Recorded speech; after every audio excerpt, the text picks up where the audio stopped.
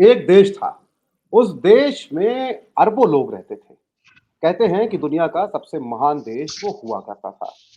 उस देश में लोकतंत्र आया। बड़ी लंबी लड़ाई लड़ी। विदेशी लोग आ गए थे, कब्जा कर लिया था, उनको बाहर भगाना था। सब मिलके लड़े, जेल गए, लाठियाँ खाई, गोलियाँ खाई। कुछ लोग महापुरुष हो गए, कुछ लोग नागरिक रह गए।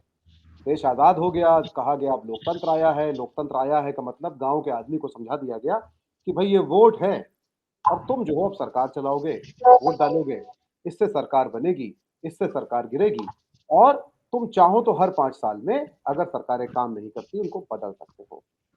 ये लोकतंत्र लोकतंत्र खेलते हुए 70-80 साल बीतने को हो गए। अब उस देश में जो नागरिक है, वो वापस प्रजा बनना चाहता है। वो बोर हो गया है नागरिक-नागरिक खेलते-खेलते। उसका मन नहीं लग रहा है अब लोकतंत्र के इस खेल में। उसको लगता है कि वापस जाते हैं, एक राजा ढूँढते हैं और प्रजा बन जाते हैं, कुछ कोड़े खाते हैं, कुछ दिन जेल में रहते हैं, कुछ दिन लगान भरते हैं, कुछ दिन भूखे मरते हैं और वापस उसके बाद देखेंगे अगर इससे बोर हो गए, तो फिर लड़ाई लड़ेंगे और फिर लोकतंत्र खेलने लगेंगे। लोकतंत्र कोई सिनेमा है या लोकतंत्र भारत में समूह गान है, जहां सब एक जैसे हाथ बांध के एक सुर में गीत गाने लगते हैं। आप नागरिक हैं कि जयकारा लगाने वाली भीड़ है? क्या 2024 में वाकई कोई लोकसभा चुनाव होने वाले हैं? हम इस पर बात कर रहे हैं। हमारे साथ 2 मेहमान हैं जो कुछ पिछले 24 घंटे में घटा है उस पे बात करने के लिए डॉक्टर राकेश पाठक वरिष्ठ पत्रकार हैं और प्रखर दीक्षित सुप्रीम कोर्ट के वकील हैं और इन दोनों से हम 2 अलग-अलग मौजू पर बात करने की कोशिश करेंगे। मैं पहले सीधे जो है डॉक्टर राकेश पाठक के पास जाऊँगा। डॉक्टर पाठक अ, आपने पिछले 24 घंटे में जो कुछ देखा, आपको कैसा लग रहा है? क्या लग रहा है? कैसा महसूस कर रहे हैं आप? ये बड़ा अच्छा सवाल लगता है मुझे पत्रकारों को। बिल्कुल, टेलीविज़न की दुनिया का बड़ा प्रिय सवाल है, आपको कैसा लग रहा है? मुख्यधारा का मीडिया तो बुरी से बुरी स्थिति में है, पीड़ित से पूछ लेता है आपको कैसा लग रहा है? लगभग वही हमारे मुल्क के साथ इस वक़्त हो रहा है। तो अभी हम लोग जनता पीड़ित हैं ना? अभी तो हम लोग पीड़ित हैं। जी, जी, बिल्कुल हम लोग पीड़ित हैं, लेकिन मज़े की बात ये है कि असल में जो पीड़ित है वो देश की जनता है, लेकिन उससे कोई नहीं पूछ रहा है कि कैसा लग रहा है आपको? जिन लोगों की ज़िम्मेदारी है उसके लगने की चिंता करना, वे उसकी बजाय राजा से पूछ रहे हैं आपको कैसा लग रहा है? आप किस रंग का पर्स रखते हैं, आपको कैसा लगता है? आप आम काट कर खाते हैं कि चूस कर खाते हैं? आपको कैसा लगता है आम? तो ये जो दौर है, आपने पिछले 24 घंटे की बात कही जिसमें 2-3 बड़ी घटनाएँ हैं, जिनको हमें संक्षेप में याद करते जाना चाहिए। सबसे बड़ी तो ये कि देश की सबसे पुरानी पार्टी प्रमुख विपक्षी दल के खातों पर, उसकी गुल्लक पर ताला डाल दिया गया है। वो अपने मातहत अपने कर्मचारियों को तनख्वाह नहीं बाँट पा रही, वो रेलवे का टिकट नहीं बना सकती, हवाई जहाज का टिकट नहीं बना पा रही। एक तो ये हुआ है। दूसरा हुआ है देश के इतिहास में पहली बार एक चुना हुआ मुख्यमंत्री बाकायदा गिरफ्तार कर लिया जाता है पद पर रहते हुए। हेमंत सोरेन ने तो इस्तीफा दे दिया था, थोड़ा-सा समझदारी से काम लिया था उन्होंने। और तीसरा ये हुआ है कि सुप्रीम कोर्ट ने वो फैक्ट चेक के जरिए जो सेंसरशिप लाने वाली थी सरकार, उस पर रोक लगा दी है। तो अब ये जो तीनों मुद्दे हैं, इसके बाद देश से पूछना चाहिए, देश आपको कैसा लग रहा है? आए मेरे देश, तुम क्या महसूस कर रहे हो? क्या तुमको ये घोषित आपातकाल, ये सेंसरशिप मंजूर है? इसमें आनंद आ रहा है? क्या तुम्हें ये दृश्य मंजूर है कि शक्ति के नाम पर नारी और स्त्री के सम्मान के लिए अपनी जान दे देने का आह्वान करने वाले महानायक के समय में एक दिल्ली सरकार की एक मंत्री सड़कों पर घसीटी जा रही है? आपको कैसा लग रहा है? दरअसल में जनता ने भी लगना महसूस करना बंद कर दिया है। ये मयंक जी सबसे बड़ी चिंता की बात है। लोकतंत्र में जब तक जनता को लगता रहता है कि उसे कैसा लग रहा है, अच्छा या बुरा, तभी तक सही फैसले होते हैं। और अगर जनता इतनी असंप्रक्त हो जाए, इतनी अलूफ हो जाए, उसे अब कोई फिक्र नहीं है, कोई फर्क नहीं पड़ता उसे। उसे फर्क नहीं पड़ता कि बलात्कारियों के पक्ष में तिरंगा यात्राएं निकलें, उसे फर्क नहीं पड़े कि जेल से छूट कर आए बलात्कारियों का अभिनंदन हो उन्हें संस्कारी बताया जाए, तो फिर चिंता की बात होती है। तो पिछले 24 घंटे नहीं, हमें लगता है पिछले 10 साल के 240 महीनों का अगर हम जिक्र करेंगे, उसमें जो कुछ हुआ है, उसके बाद जनता से जरूर पूछना चाहिए कि आपको कैसा लग रहा है। जी मयंक जी।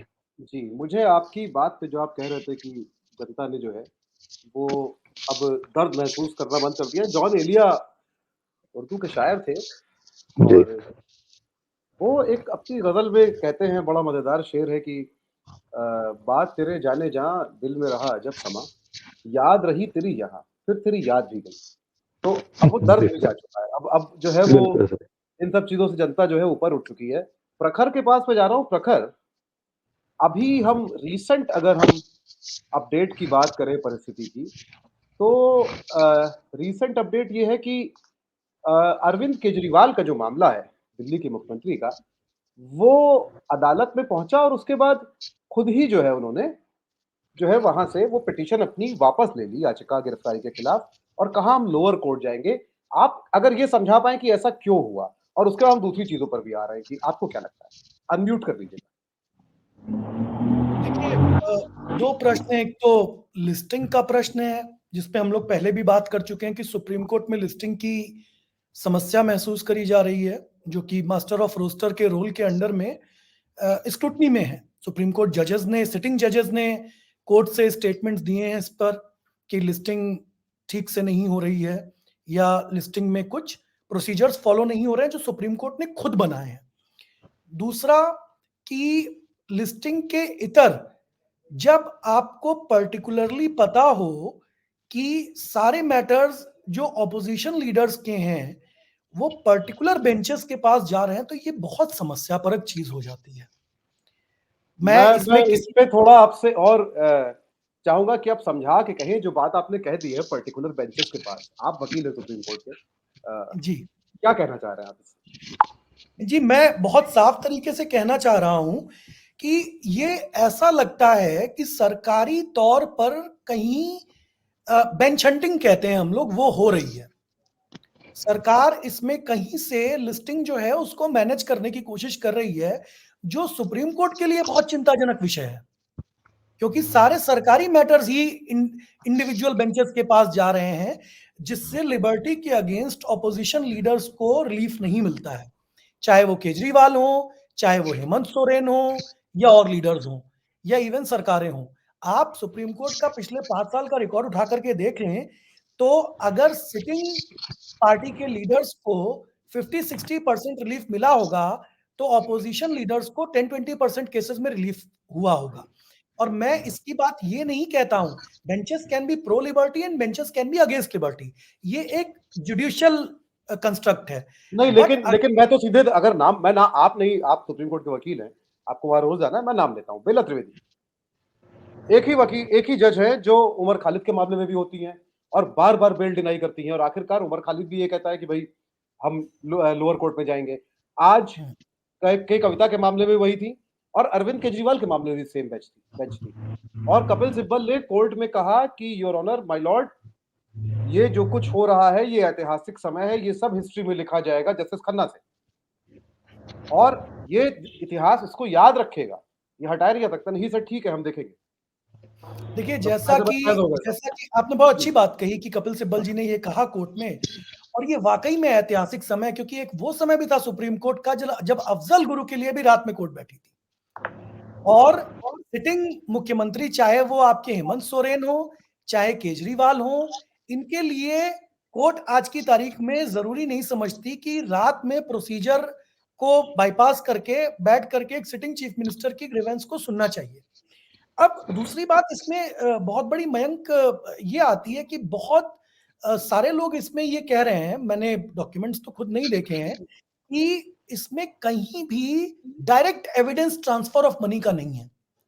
इसमें या तो अप्रूवर्स है सरकारी तौर पे और या फिर हियरसे एविडेंस है, जो ट्रायल में जाने पे शायद धराशायी हो जाए।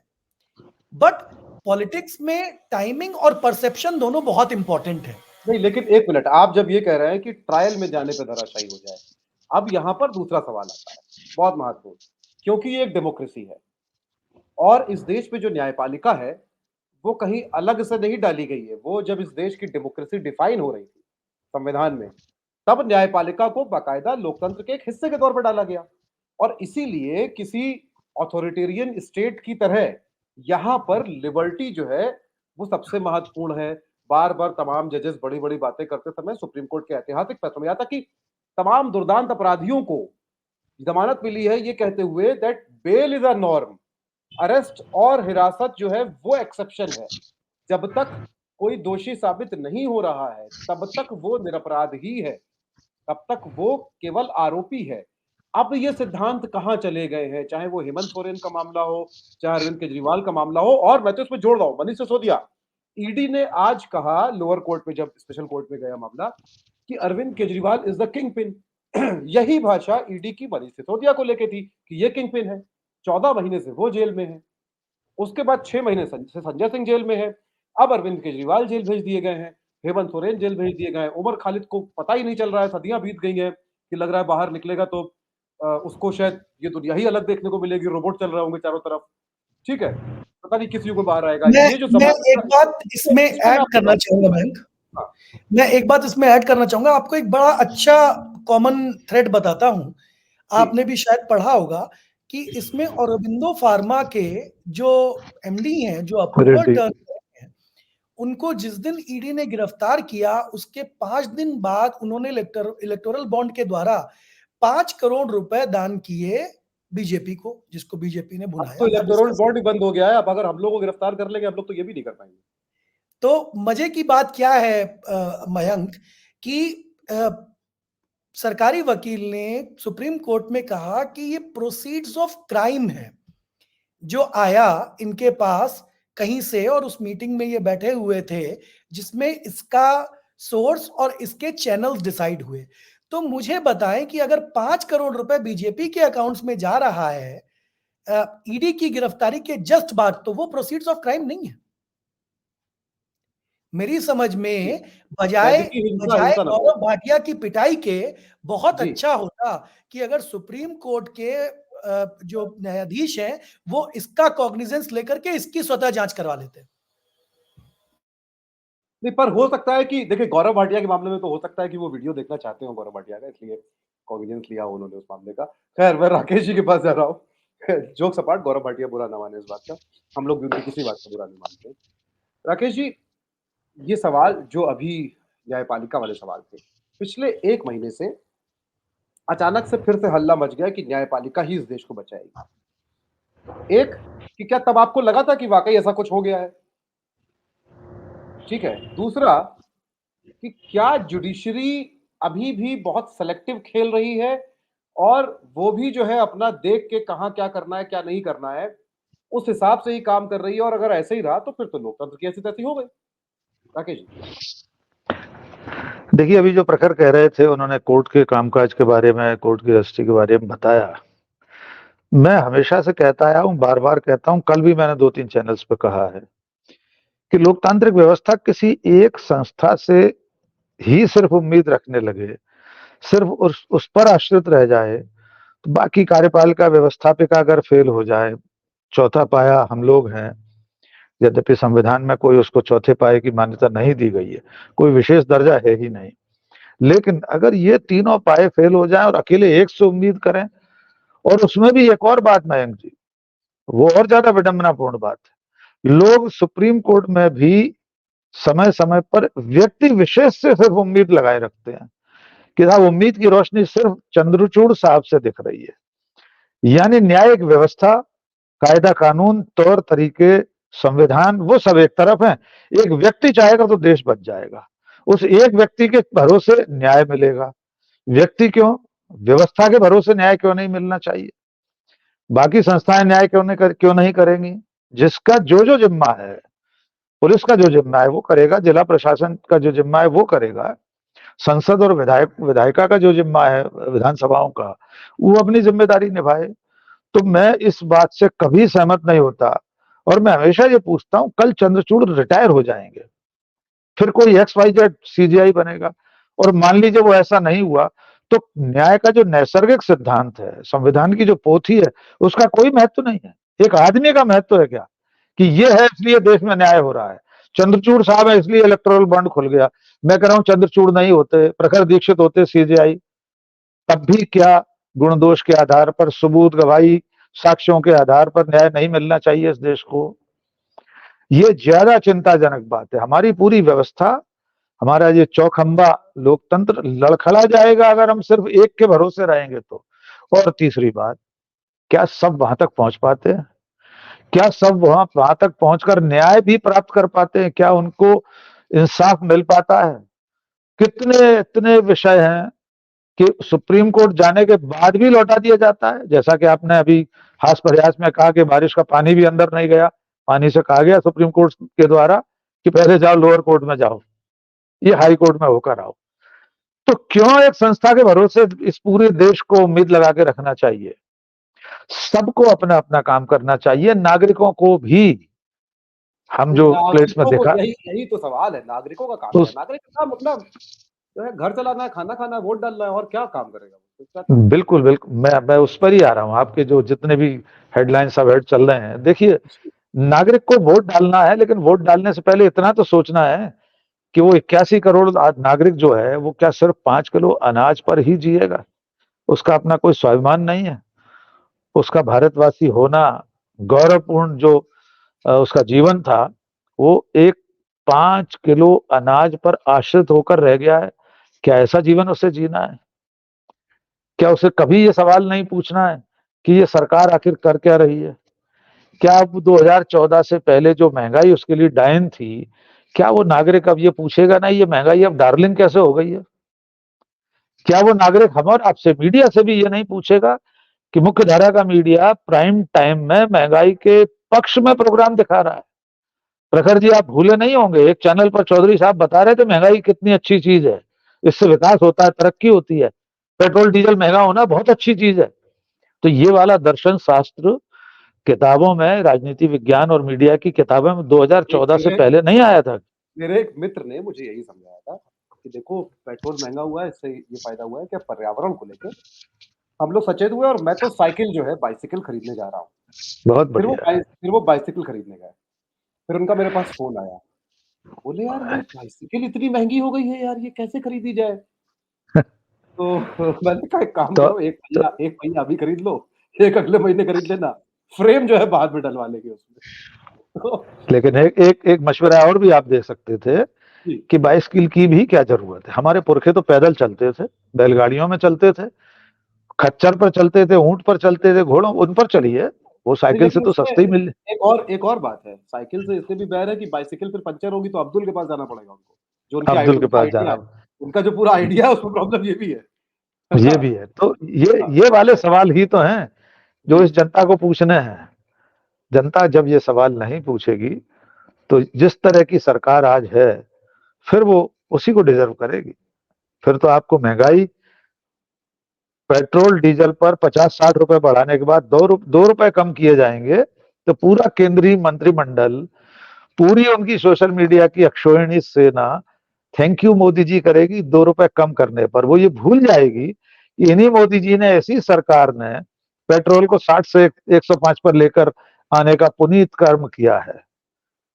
एलपीजी पर किसी दिन 20-25 रुपए कम हो जाएंगे तो थैंक यू मोदी जी का अभियान चलेगा, सारे मंत्री ट्वीट करेंगे। वो ये भूल जाएंगे 455 रुपए का सिलेंडर 1200 रुपए का, 1155 का माननी के कर कमलों से ही हुआ है। ये सवाल कब पूछेगी जनता? जो सिलेंडर रखकर चौराहे पर आंदोलन करने वाले लोग थे, वे आज एलपीजी की कीमतों के बढ़ने पर खामोश रहते हैं। 10 रुपए कम हो जाते तो ट्वीट करते। ये सवाल तो जनता को ही पूछने हैं। हम और आप तो, मयंक जी, प्रखर जी, तो लेकिन सिर्फ याद दिला सकते हैं। लेकिन देखिए, उसको ये समझाया जाता है कि डेमोक्रेसी में जो है वो जनता वोट के ज़रिए संवाद करती है अपना, और वो वोट डालेगी, और अगर वो नाराज़ है सरकार से, तो इस सरकार के खिलाफ वोट डालेगी। ये जो पूरा माहौल, और इस माहौल को बनाने में तो कांग्रेस भी बराबर की ज़िम्मेदार है। ये आज से बिल्कुल, तो बन नहीं रहा है, ये तो हमको स्कूलों में पढ़ाया गया कि हम 100%। वो इस तरह की बात है, ये अजीब-सी, कि सचिन तेंदुलकर को अगर कोई थप्पड़ मार दे मैदान के बाहर, तो वो मैदान के अंदर जाके सेंचुरी मार के जवाब देगा उसका। आप समझ रहे हैं? कि वो अपने बल्ले से जवाब देगा। तो जनता जो है उसको अपने वोट से जवाब देना है, और ये लगातार सिखाया गया है। और पिछले 15-20 साल में लगातार ये माहौल बनाया गया, मतलब एक पूरी जनरेशन तैयार की गई है घरों में, जिसको ये बताया गया कि अरे यार प्रोटेस्ट में तुम क्यों जा रहे हो?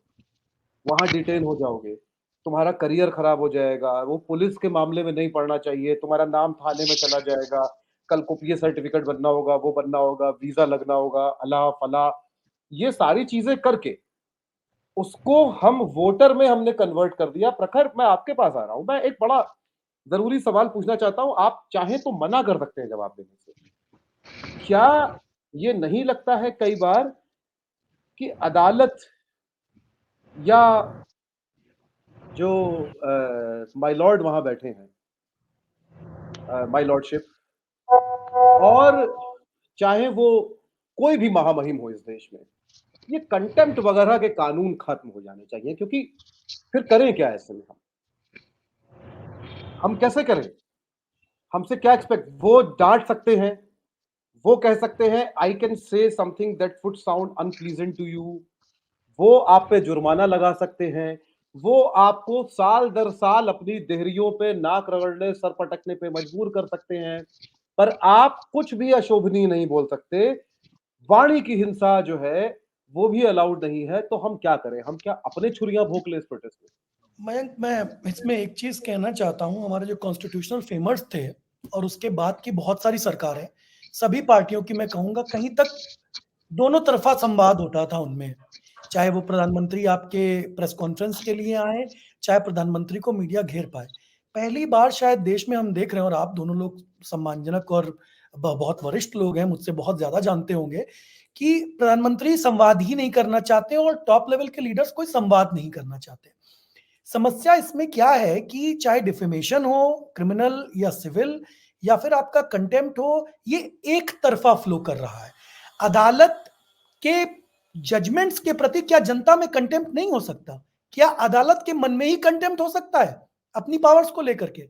जनता और जो घटक है हमारी गणतंत्र के, क्या उनके मन में कंटेम्प्ट नहीं हो सकता? वो कंटेम्प्ट निकल के आ रहा है, बट वो कंटेम्प्ट आईटी सेल्स के थ्रू निकल करके आ रहा है, और वो कंटेम्प्ट, जैसा कि राकेश जी ने बहुत अच्छी बात कही, वो सड़क पे निकल करके नहीं आ रहा है। तो सुप्रीम कोर्ट को कैसे समझ में आएगा कि जनता जो है वो वाकई में विरोध कर रही है? क्योंकि जो जनता के घटक हैं, जब जनता जैसे किसान आंदोलन में गए, तो हमारे सुप्रीम कोर्ट बार एसोसिएशन के अध्यक्ष साहब ने बिना पूरी बार एसोसिएशन की उससे मेंबरशिप से वो करते हुए, बात करते हुए, इंडिविजुअली मेंशनिंग कर दी कि क्योंकि रास्ते बंद हो जाएंगे इसलिए इन किसानों को हटा देना चाहिए। आप किसकी नुमाइंदगी कर रहे हैं और किस लिए आगे बढ़ रहे हैं? तो ये जो राकेश जी ने बहुत अच्छी बात कही, सारे के सारे संस्थान जो हैं उनको दीमकें लग रही हैं अंदर से। वो चाहे कैग हो, वो जितने भी एक्टिव थे 2014 से पहले, आज की तारीख में हम उनके अध्यक्षों के, उनके डायरेक्टर्स के और उनके चेयरपर्सन्स के नाम भी नहीं जानते और ना जानने योग्य हैं।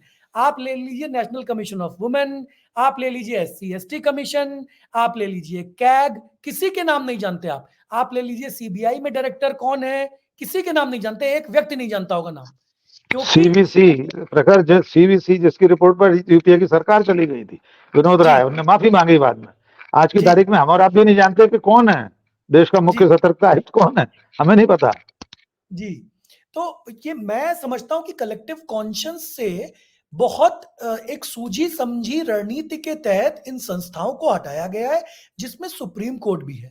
आज की तारीख में सीजीआई को छोड़ करके और कुछ वकीलों को और वरिष्ठ पत्रकारों को छोड़ करके जो सुप्रीम कोर्ट और न्यायपालिका पर रिपोर्टिंग करते हैं, कोई 5 सीनियर जजेस के नाम नहीं ले पाएगा।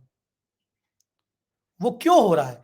वो इसीलिए हो रहा है कि यही न्यायपालिका, जिसके ट्रायल कोर्ट के जज जो हैं, माननीय प्रधानमंत्री x ex prime minister Manmohan Singh को बुला लेते थे अपनी कोर्ट में कोल घोटाले में, वो आज इतनी वीक है कि सुप्रीम कोर्ट कह रही है कि हाई कोर्ट और ट्रायल कोर्ट किस हिसाब से सेक्रेटरीज, अंडर सेक्रेटरीज और पुलिस के सीनियर ऑफिशियल्स को बुलाएंगे, इसके लिए वो लिख रही है, जजमेंट कर रही है। तो मेरी समझ में ये बहुत तगड़ा रिग्रेशन है।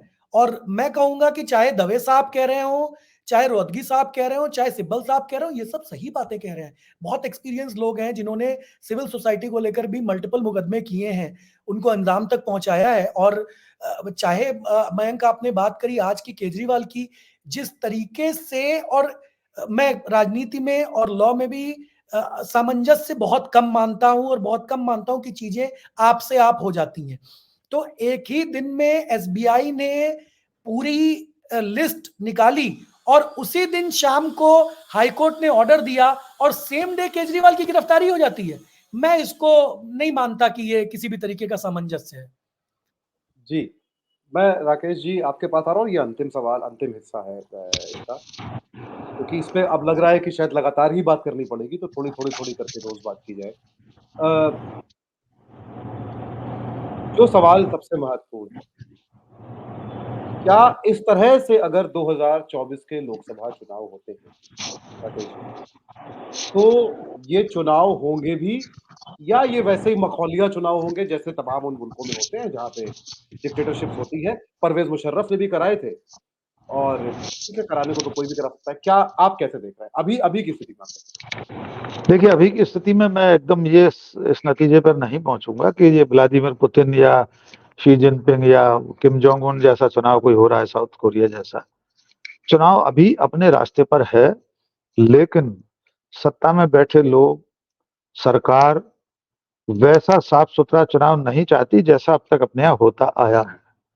हो सकता है उनके मन में कोई डर हो कि जनादेश कुछ विपरीत आया, प्रतिकूल आया, तो कल को किन किन परिस्थितियों का सामना करना पड़ेगा।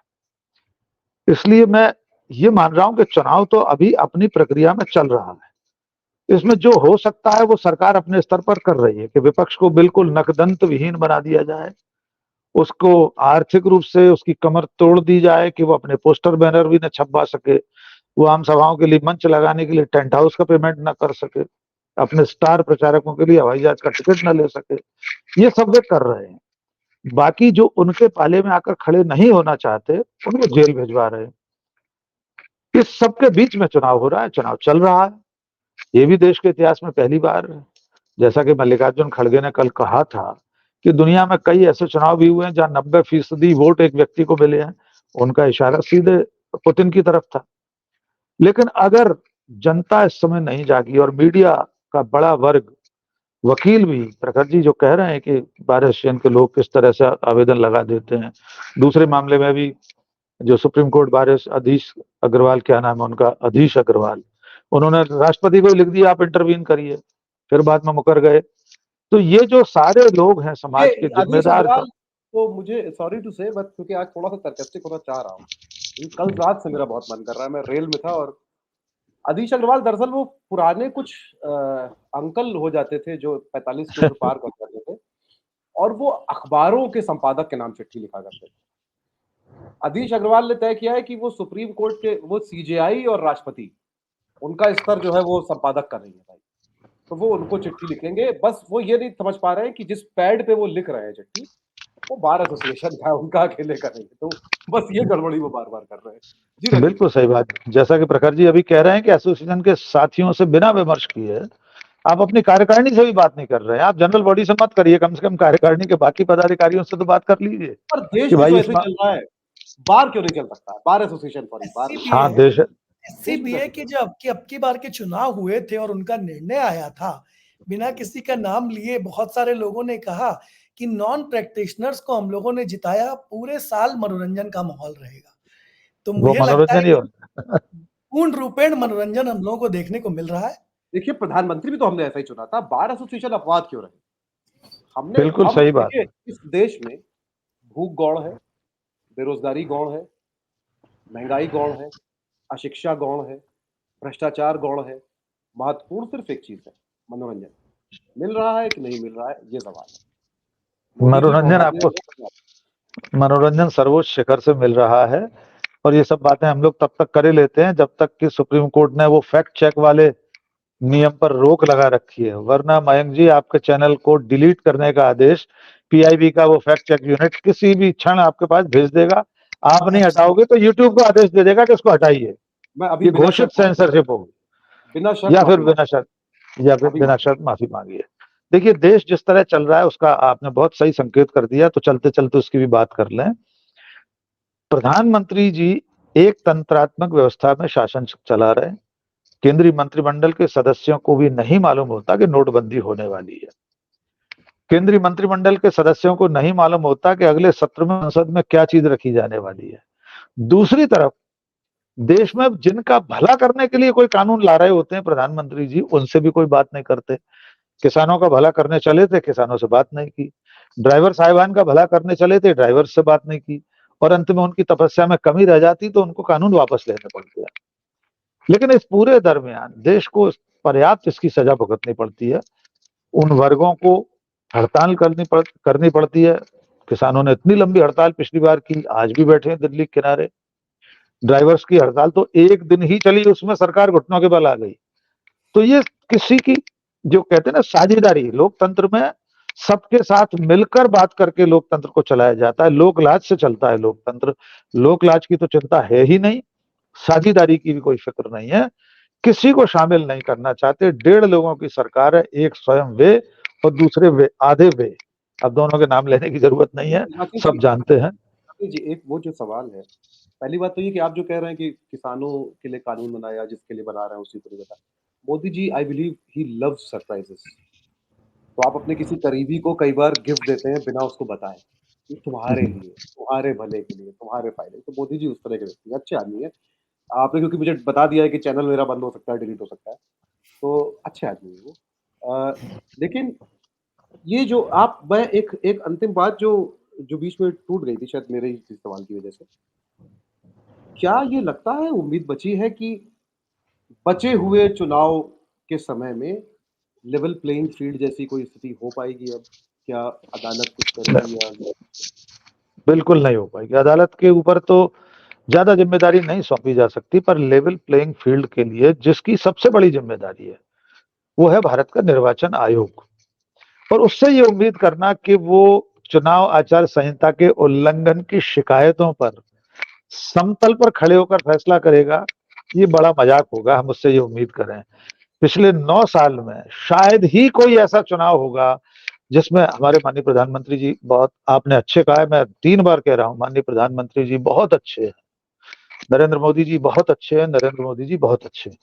तो उनके द्वारा की गए आचार संहिता के उल्लंघन पर चुनाव आयोग ने आज तक एक बार भी कोई माकूल कार्रवाई नहीं की। और विपक्ष के नेताओं को अशोक लवासा ने कोशिश की थी। मैं एक तो एक विदा हो बात गए। इसमें जोड़ना चाहूं। केवल मैं एक कैंडिडेट की हेल्प कर रहा था लेकिन उनके प्रखर जी पहले 3 बार कहिए नरेंद्र मोदी जी बहुत अच्छे हैं, अपने को इनका चैनल मोदी बचाना जी है। बहुत अच्छे हैं, ये मतलब कोई कहने की बात नहीं है। नेता ही नहीं है, भगवान है, ऐसा बहुत लोग कह चुके हैं। इससे बिल्कुल इससे अवतार और हैं वे। बेहतर क्या हो इस सकता है? बार भी मोदी जी आएंगे, मुझे लगता है कि प्रेस बिल्कुल कॉन्फ्रेंस जी, बुलाएंगे इस बार। नहीं, जरूर 400 पार करेंगे। क्या मैं वो भी कह सकते हैं आप। तो मैं एक कैंडिडेट की, मल्टीपल कैंडिडेट्स की सेम बाय इलेक्शन में हेल्प कर रहा था, और इत्तेफाक से वहां पे रूलिंग पार्टी के जो कैंडिडेट थे वो खुल्लम खुल्ला सरकारी लोगों को पैसा बांट रहे थे, जिसकी वीडियो प्रचार वो खुद अपनी सोशल मीडिया पे कर रहे थे। और उसको लेकर के हम लोगों ने कंप्लेंट करी, ऑब्जर्वर्स आते हैं सारे इलेक्शंस में, ऑब्जर्वर्स को भेजी। उसके बाद एसडीएम को करी, जो वहां पे रिटर्निंग ऑफिसर था, और उसके बाद हमने इलेक्शन कमीशन को भी करी। अब ये सीरियस संज्ञान है, इस तरीके का सीरियस संज्ञान है कि इससे कमतर में रीता बहुगुणा जोशी को के ऊपर बैन लगाया गया है अभी लखनऊ में, ठीक है। और ये इतना सीरियस है कि इसमें 6 साल का बैन लग सकता है। तो हमने जब कंप्लेंट करी तब कोई एक्शन नहीं हुआ, और उसको मीडिया में थोड़ा बहुत कवर किया गया। 10 दिन बाद मेरे पास फोन आया इलेक्शन कमीशन से कि आपकी कंप्लेंट पे कोई एक्शन हुआ कि नहीं हुआ। तो मैंने कहा कि सर एक्शन तो अभी नहीं हुआ है, मैं ना वो I am speaking from the office of chief election commissioner. तो ठीक है, बड़ी अच्छी बात है, इलेक्शन कमीशन कोई काम कर रहा है। नहीं सर, मैं देखता हूँ, इसमें कुछ काम करवाऊंगा मैंने कहा बहुत अच्छी बात है, आप करवाइए। इलेक्शन तब तक चल ही रहे थे। 2 दिन बाद मेरे पास फोन आता है एसडीएम ऑफिस से, सर एसडीएम साहब आपके पर्चे में कुछ दिक्कत देख रहे हैं, आपसे बात करना चाहते हैं। मैं एसडीएम साहब से मिलता हूँ, ये मैं ऑन रिकॉर्ड कह रहा हूँ, किसी का नाम नहीं बोल रहा हूँ, लेकिन मैं ऑन रिकॉर्ड कह रहा हूँ, और मैं नाम भी बोल सकता हूँ, चली जाए सर कुर्सियां अगर किसी की जानी है तो। एसडीएम साहब ने मुझसे बहुत साफ साफ कहा कि देखिए ऐसा है, वो 6 बार के एमएलए हैं और ये गड़बड़ हो जाएगी, थोड़ा देख लीजिए आप लोग इसी शहर में रहते हैं, इसी शहर के रहने वाले हैं। तो मैंने चर्चा करी बड़े लोगों में कि क्या किया जाना चाहिए। इतने में मेरे पास एमएलए साहब का फोन आने लगा क्योंकि ये निश्चित था कि अगर ये शिकायत आगे बढ़ती तो उनकी राजनीतिक करियर खत्म था। और प्रेशर में आकर के, पार्टी के प्रेशर में, विपक्षी पार्टी के प्रेशर में मैंने वो कंप्लेंट वापस लिया एज एन इंडिविजुअल। चलिए एक नजीर कल की बता देते हैं। जी आपकी बात पूरी हो गई प्रखर? जी जी जी जी जी जी, कल भारतीय जनता युवा मोर्चा के ऑफिशियल ट्विटर हैंडल पर मोदी जी भगवान राम की फोटो के साथ ये लिखा है कि जो राम को लाए हम उनको लाएंगे। नीचे उसमें वोट और सीटों की संख्या लिखी है, अब की बार 400 पार।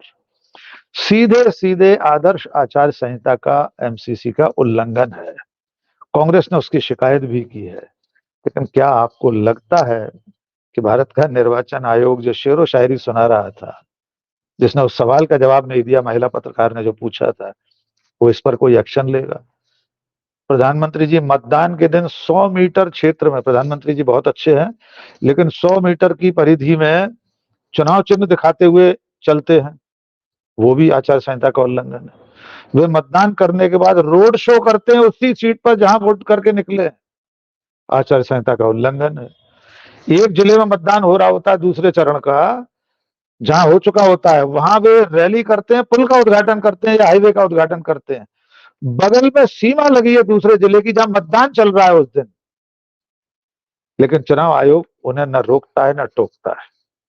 तो उससे कोई उम्मीद मत कीजिए। मयंक जी, मैं आखिरी बात ये कह रहा हूं कि बिना लेवल प्लेइंग ग्राउंड के ही अब इस चुनाव को चलना है, और इसमें लेबल करने का काम, ये रोलर का काम जनता को करना है। रावण रथी विरथ रघुवीरा, तो रावण के पास जो कुछ है वो सबकी जानकारी में है। सत्ता रूपी रावण, में किसी का नाम नहीं ले रहा, हमारे प्रधानमंत्री जी बहुत अच्छे हैं, लेकिन जो राम है उसके पास सत्य है, शील है, शौर्य है, साहस है, विनम्रता है, विनय है। वो किसके पास है? जनता के पास है। उससे लेबल करना है अब इस चुनाव को। हम किसी की हार जीत के लिए बात ही नहीं कर रहे, हमको क्या लेने देना किसी पार्टी से। जैसा कि अभी प्रखर जी ने कहा ही है कि वे अवतार हैं। मैं लंबी फहरिस्त गिना सकता हूं नाम सहित। सबसे पहले महाराष्ट्र के बीजेपी के प्रवक्ता अवधूत वाघ ने कहा था कि नरेंद्र मोदी जी भगवान विष्णु के 11वें अवतार हैं। मैंने उसे माना। मैं मध्य प्रदेश का रहने वाला हूं। हमारे माननीय मुख्यमंत्री 4 बार के शिवराज सिंह चौहान ने दिल्ली विधानसभा चुनाव में कहा था नरेंद्र मोदी भगवान राम के अवतार हैं। हमने उसे माना। उत्तराखंड के 3 मुख्यमंत्री तू चल में आया की कतार में रहे, लेकिन तीनों ने यह कहा कि मोदी जी भगवान राम और कृष्ण की तरह पूजे जाएंगे। जेपी नड्डा जी कह चुके हैं मोदी जी सामान्य मनुष्य नहीं है, वे कोई दैवी चमत्कार है।